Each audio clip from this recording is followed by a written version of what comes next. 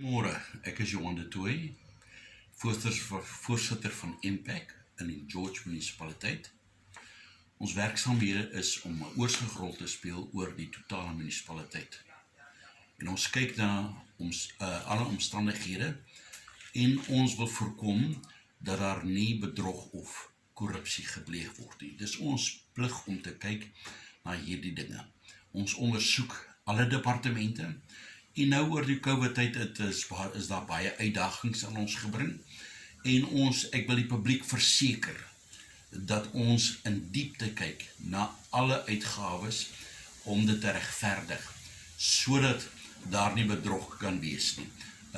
Ons is besig om intensief daarna te kyk.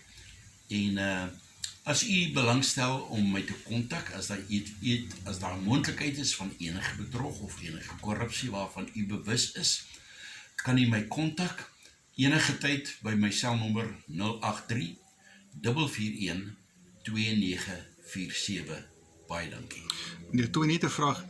COVID het uitdagings julle gestel, maar dit het nie julle werksaamhede tot stilstand gebring nie. Laat kom nie. Die COVID het baie omstandighede het ons werksaamhede bietjie bemoeilik, omdat ons nie persoonlik met mense in kontak kon kom nie, omdat ons nie persoonlike vergaderings kon hou.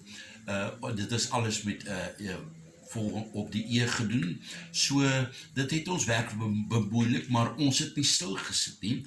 Ons het aangehou werk omdat dit so belangrik is om te kyk na die uitgawes om die belastingbetaler te beskerm van George.